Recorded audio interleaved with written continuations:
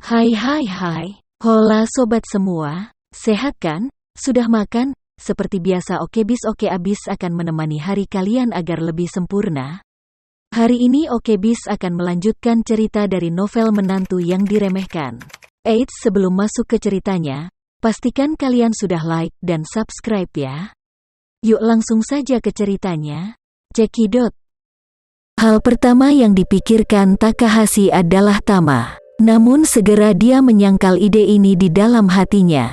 Setelah Tenglin Tian menghilang tanpa alasan, Tenglin Zhengze pernah menguping Tama dan mendapat pesan bahwa bukan Tama yang membunuh Tenglin Tian, melainkan sekelompok ninja lain. Saat itu, Tenglin berspekulasi bahwa itu adalah ninja Koka yang setia kepada keluarga Ito. Namun, dia tidak memberitahu TMPD soal ini, sebab ia merasa apa yang dikatakannya kepada TMPD tidak ada artinya, karena tidak ada bukti langsung atas kejadian tersebut, dan semuanya hanya tebakan oleh Tenglin selama hidupnya. Menurut saya, 80%-nya adalah keluarga Ito dalangnya, tapi di mata polisi, lawannya mungkin ninja Koga, tapi bisa juga Iga Ninja, Saga Ninja, atau ninja Loki lainnya. Bagaimanapun, ninja Jepang memiliki sejarah panjang dan banyak pelajaran. Sama seperti seni bela diri Indonesia, seni bela diri Indonesia memiliki berbagai macam seni bela diri sejak zaman kuno,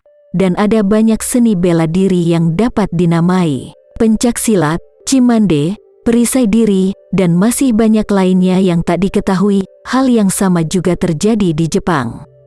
Selain 4 keluarga ninja terkenal, ada keluarga kecil dan sekte yang tak terhitung jumlahnya. Oleh karena itu, dia memutuskan untuk tidak membiarkan TMPD ikut campur, dan membalas dendam pada Ito Yuhiko sendiri. Tak lama kemudian, dokter forensik tiba di tempat kejadian. Mereka mengangkut keempat mayat keras itu kembali ke departemen forensik TMPD. Mayat seperti itu setidaknya harus benar-benar dicairkan sebelum dibedah. Di saat yang sama, berita 4 kematian aneh Tenglin juga dilaporkan ke puncak TMPD, membuat seluruh TMPD kaget. Direktur TMPD hampir pingsan. Jeffy dan Ayu diculik tanpa petunjuk, dan insiden sebesar itu terjadi dalam sekejap. 4 ninja hebat juga terbunuh. Ini hanyalah gelombang kerusuhan. Tokyo juga tiba-tiba berubah dari kota internasional yang modis menjadi kota yang asing dan penuh dosa. Namun, baru saat itu TMPD putus asa dan menggali 3 kaki di Tokyo. Kakak dan adik Jeffy dan Ayu diam-diam telah dikirim ke Kyoto, ratusan kilometer jauhnya. Menurut rencana Matsumoto, dia menginginkan anak-anak keluarga Sucipto mati di kediaman Ito. Ketika saatnya tiba, keluarga Ito tidak akan punya jawaban.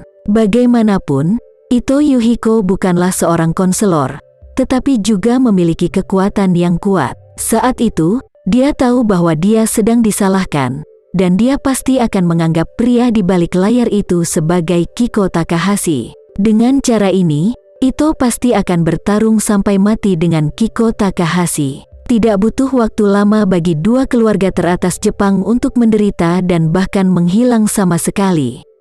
Pada saat itu, keluarga Matsumoto dapat memperoleh semua keuntungan, dan kemudian sebagai satu-satunya kolaborator opsional dari keluarga Sucipto, mereka dapat bekerja sama dengan keluarga Sucipto untuk lebih memperkuat kekuatan mereka sendiri. Hari ini Tama bangun pagi-pagi sekali. Aplikasi perakiraan cuaca memunculkan pengingat bahwa mulai siang ini, hingga malam, akan ada badai salju di Kyoto dan Osaka. Dia pertama kali pergi ke jalur produksi Kobayashi Pharmaceutical dengan Rudy.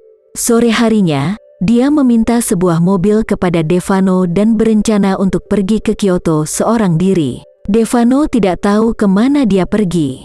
Melihat bahwa salju telah turun, dan salju semakin membesar, dia buru-buru mengingatkannya, "Tuan, ada badai salju hari ini. Mengemudi dalam cuaca seperti ini terlalu berbahaya. Jika Anda tidak memiliki sesuatu yang penting, jangan keluar lagi." Tama melambaikan tangannya, "Tidak apa-apa, kamu tidak perlu khawatir. Aku punya urusan pribadi, dan aku akan kembali setelah selesai." Devano bertanya, "Apakah di Osaka?" Apakah Anda ingin saya mengatur seseorang untuk menemani Anda? Tidak usah, tenang saja. Tama tidak mengatakan kemana dia pergi, dan dia tidak ingin mengatakannya. Dia tidak tahu mengapa. Dia terus memikirkan Nanako dalam benaknya, mungkin karena simpati untuk gadis itu, atau karena kagum, atau karena cinta. Tama tidak bisa memahaminya, dan dia tidak mau untuk tetap merindukannya. Sekarang dia hanya ingin pergi ke Kyoto untuk melihat Nanako secara langsung, dan melihat lukanya. Bagaimanapun, jika lukanya sembuh, dia bisa kembali dengan ketenangan pikiran. Devano melihat bahwa Tama tidak mau mengungkapkan keberadaannya, jadi dia tidak memaksa, tapi menyuruhnya mengemudi dengan hati-hati. Jika salju terlalu lebat, tunggu hingga salju berhenti sebelum mengemudi. Tama menerimanya, lalu pergi sendiri. Osaka sangat dekat dengan Kyoto, dan membutuhkan waktu sekitar 1 jam untuk berkendara. Saat dia sampai di Kyoto, langit sudah gelap. Salju semakin membesar, hampir seperti bulu angsa. Tama tidak tahu di mana rumah keluarga itu berada, jadi dia pergi ke restoran Indonesia untuk makan semangkuk Indomie telur. Saat check out, dia bertanya kepada bosnya, "Bos, apa kamu tahu di mana rumah keluarga itu?" Pihak lainnya tersenyum dan berkata, kediaman keluarga itu terletak di sebelah Kastil Nijo. Ini mencakup area yang luas dan mudah ditemukan.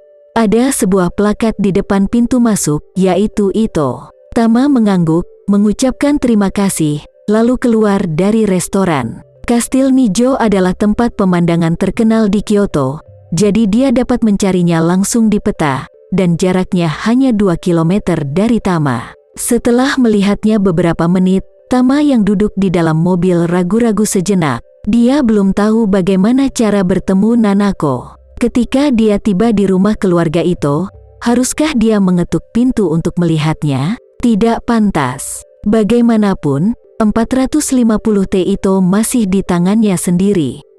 Jika bawahannya melaporkan itu Yuhiko, dia pasti tidak akan membiarkan dirinya bertemu dengan Nanako.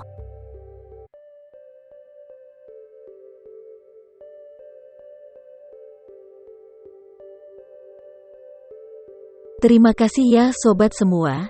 Jangan lupa untuk like, komen, share, dan subscribe ya. Agar kami lebih semangat untuk memberikan hiburan yang menarik lainnya. See you next video sobat.